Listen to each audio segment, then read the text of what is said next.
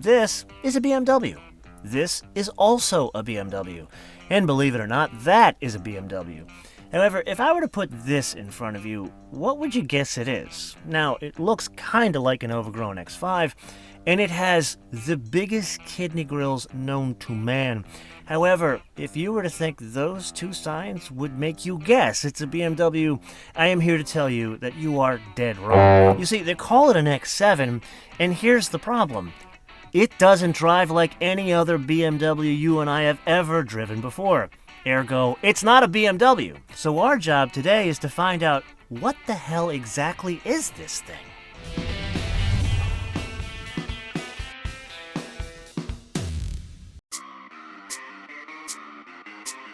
Point number one as to why this is not a BMW. It weighs 5,600 pounds. That said, it still is blessed with the magical 4.4 twin-turbo V8. So with that, let's get cracking here and try to beat this GLS that's coming up on our right. And he couldn't even keep up. I would argue this 4.4 V8 is better matched to this application, even though it's really not a BMW, because of the way it delivers power. It delivers power much smoother, which is kind of what you want in this case. Over the past couple of years, I have come to terms with the very harsh reality that most of you are not here for me, you are here for the boss of the operation. And yes, he has not been in many episodes as of late because he has been on walkabout, literally. But for some reason, unbeknownst to me, he has taken a very keen interest in this whole X7 experiment. So rather than me trying to demonstrate practicality, he figured he would do it. As if I had a say in the matter.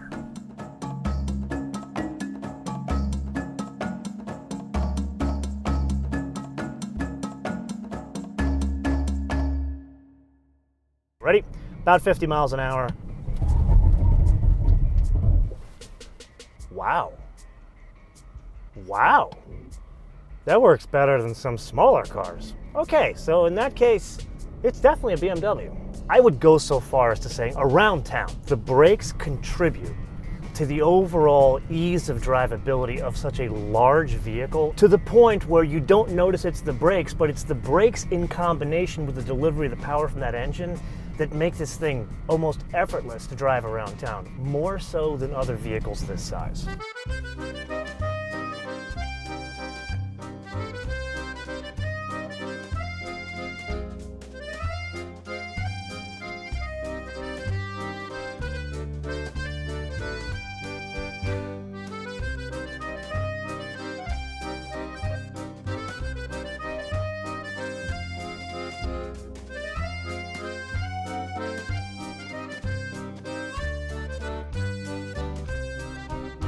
As of late, I felt compelled to sit in the back of these larger baby buggies to talk about ride quality, because it really has less to do with the person up there than the people back here when you're talking about 122-inch wheelbase in this thing.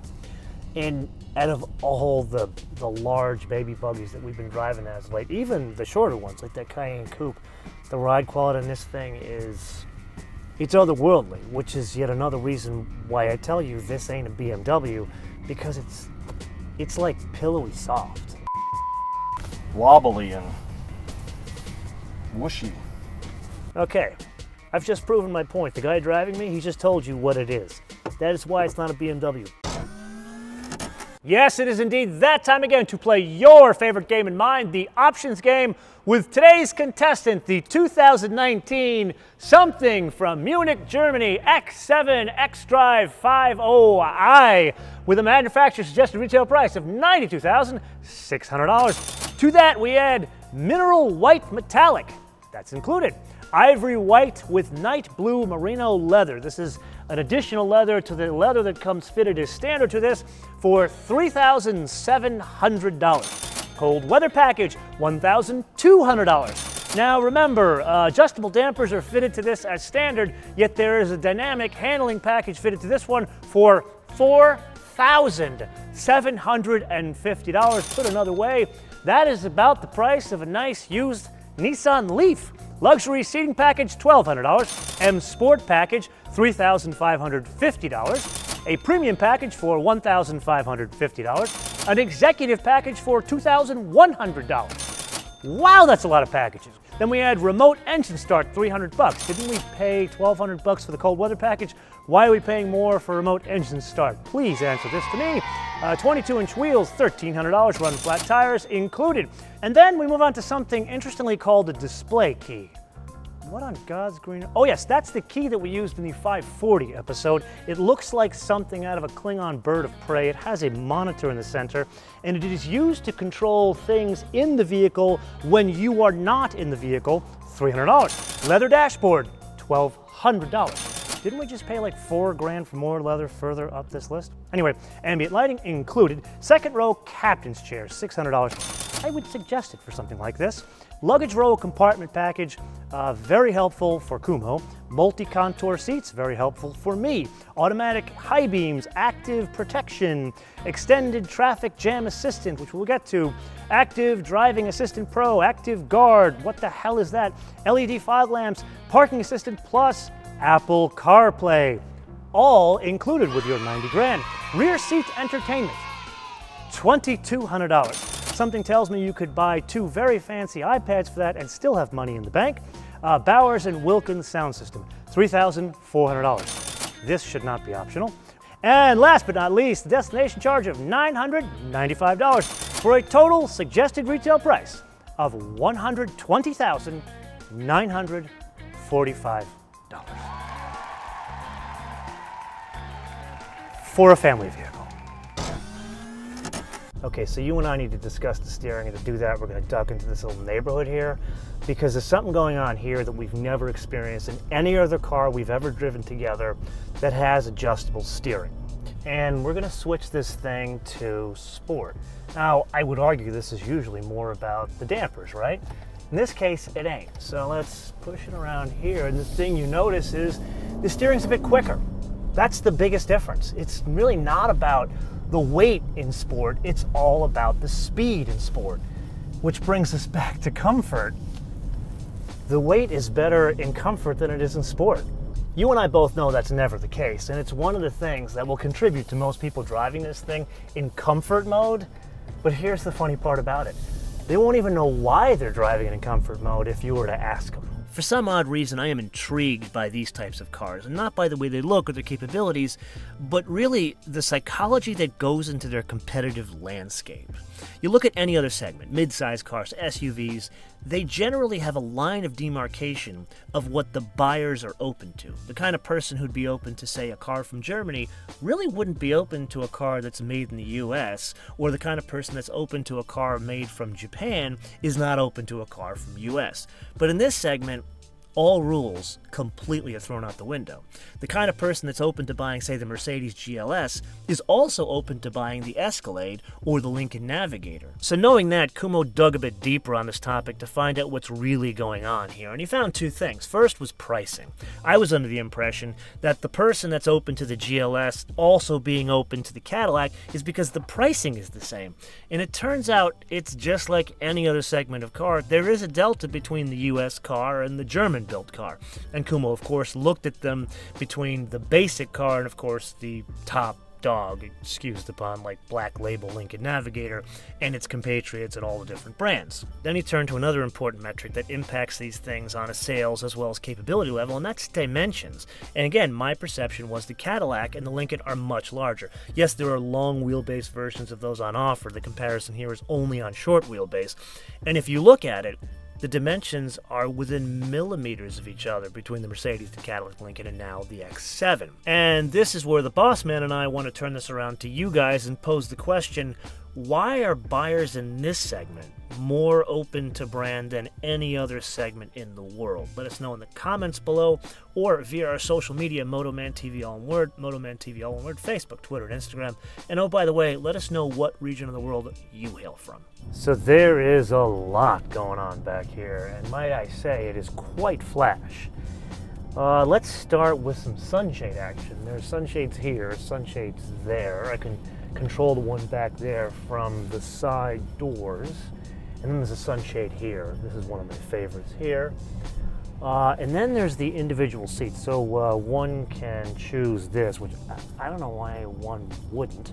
Then there's a bench on offer, which obviously if there's more Rugrats involved, you would have that, but then I don't understand. You would lose this pass-through thing to the bench in the back, which is fitted just standard as all these things. And the way it's got it set up here is you can actually crawl over there or move the seats forward to get in the back. And here's a party trick related to moving the seats. It can be controlled from obviously this seat here, but also from the front seat over there. That is flash. Then there's the TV. This one's optional. This one has all the HVAC controls. And then for the contrarian investor is not just a cup holder down here, there's an ashtray. I'm not sure the kids would really be using that. And then back to those armrests. This can be put up here and extended out here. So it is kind of like a captain's chair. Really comfy back here, especially with the pillows. Now, a word about the color. I love me some blue. You guys know blue is my favorite color. But I don't think white is a particularly good choice on the interior. And not because it ain't pretty. I think it's really pretty, especially with a contrast stitch. It's just not functional. So I have this friend, and he has a Porsche Cayman with 186,000 miles. And yes, he does daily it, but more interestingly, he takes it to track events. Now, it's not a purpose-built track car, but it does show some like wear items and some trim kind of falling off. Other than that, you'd never think this thing is 20 years old. And in my 8-9 days with this X7 serial number ending 447, which has traveled about 4,500 miles in its short lifetime, I can't help but thinking about that Cayman. And here's why. I run up against the term complicated. And not the usual, oh my God, life is complicated. I mean, there's too many systems that are layered on top of each other that add complexity to this thing in really a very, very fancy vehicle that is incredibly nice to drive, but it's still a fancy vehicle that needs to start every day and be reliable in 100-degree weather as well as 0-degree weather. And my whole struggle with this, you guys know I have an utter disdain for leasing. I promise you I will do this leasing episode in the very near term.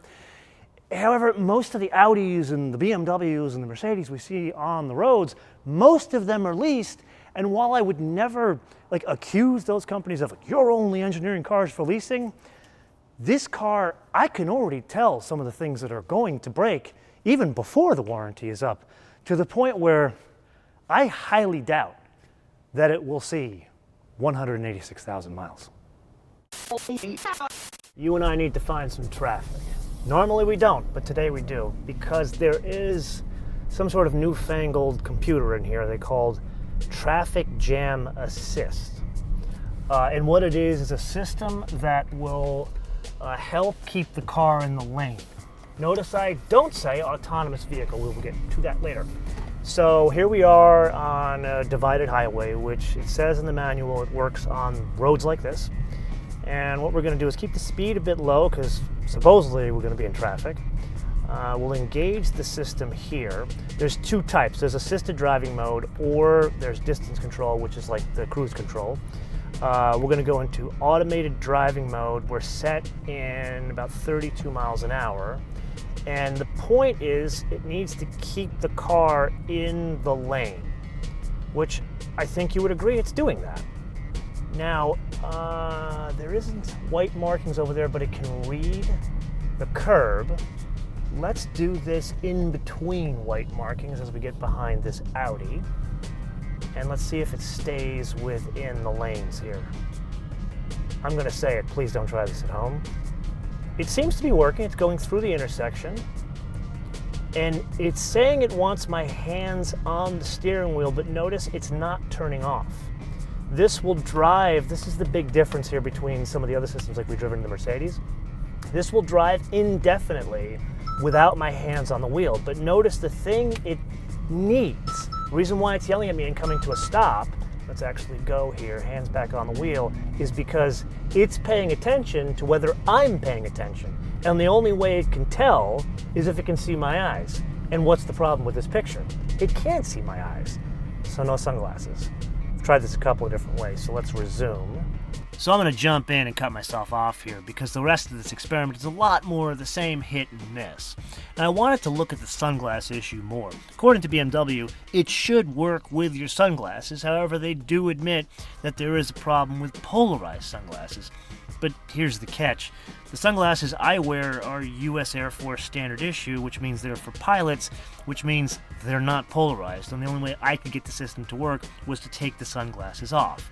And really what I learned from this experiment was it works very well in areas where there isn't traffic, which confuses me as to what the purpose of this thing is, because it's supposed to work in traffic. Yes, this and similar technologies that we've driven together before are very cool baby steps towards a potential future of autonomy, but in reality, there's a lot of moving parts going on here. It's not just the car, it's not just the people in the car, or the infrastructure in which the car lives.